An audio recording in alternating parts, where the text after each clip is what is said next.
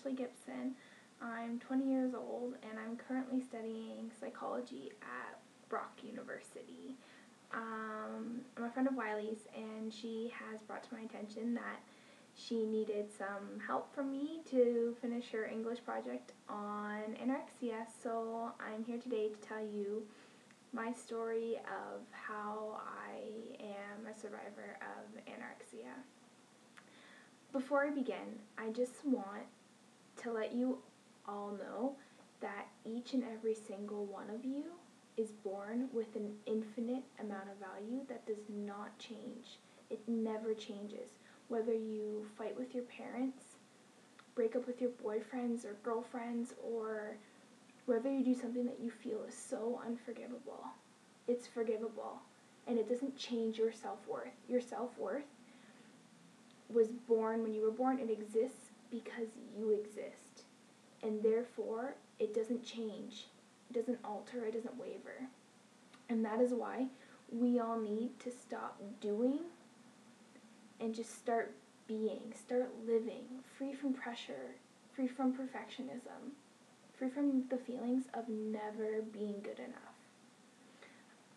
I developed an eating disorder at a very young age. I think I was 10 years old when I was flipping through one of my J14 magazines, and I came across an article that said you might have an eating disorder if you have a few or more of these signs, and I did, and sure enough I said, "Mom, I think I might have an eating disorder."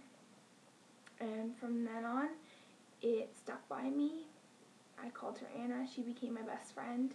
There were good days, there were bad days, there were good times, and there were bad times, but when I turned 16 years old was when it spiraled down for the worst, and I just found out this now, but I was given a week to live by my doctors at my weakest point. It was November of 2006, and I remember it like it was yesterday. I was in my doctor's office, and she told me that I would be going to Remuda Ranch, a rehab center in Arizona just designed specifically for girls with eating disorders. And I left school, I left all my family, I left all my friends, and I went and I fought for my life.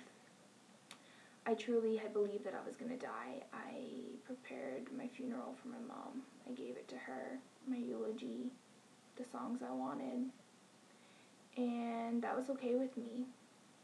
I thought that I didn't see a light.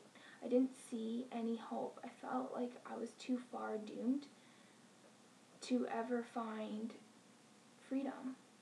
I felt so bonded by change and so dark, such a dark place, and just so stripped away of anything that I believed in prior to Anna taking over my life.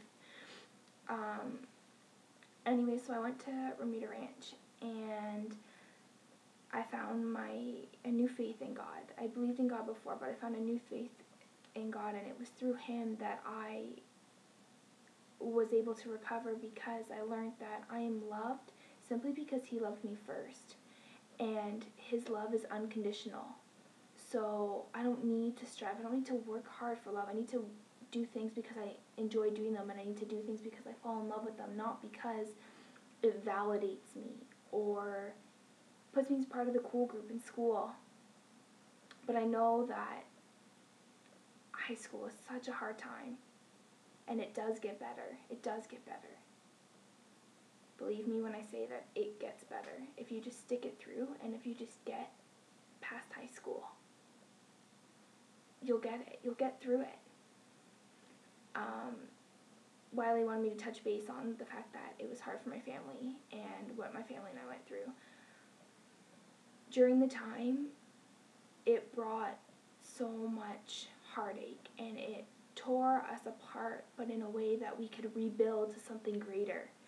I didn't have a relationship with my dad prior to being sick, and after recovery, I discovered one. He's my hero. I look up to him, and I love him with all that I am. And my mom is my mom. She's no longer my best friend, the cool mom. No, she's just my mom. And during the time, I had one friend, her name was Libby Williams.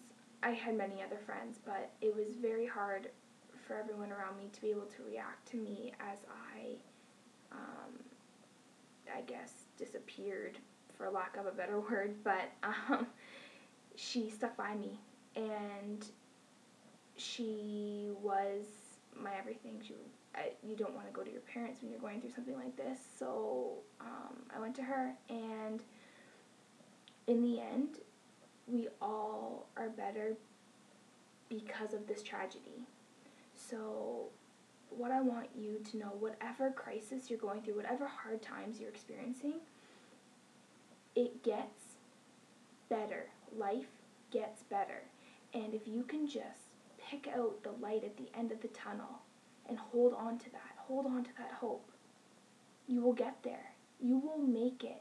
You will experience the freedom that I do every single day to just be myself. There's going to be people in your life who you don't mix with, who you clash with, but that's okay, because you don't need to be the person who's friends with everyone. You don't have, not everyone's going to get along the same way, and that's okay. That is okay. You will find that my ultimate wish for you at the bottom of my heart is that you truly find what makes you unique, what makes you you, what makes you different from the person sitting next to you, what makes you different from your brothers and your sisters, what makes you unique, not based on performance, but based on your qualities that are born and instilled with you. My hope for you is that you find that, and I am going to dedicate my life to helping you guys get through it and developing your sense of self-worth, because you deserve it. You deserve it. Believe that, because I believe in you. Thank you, and take care.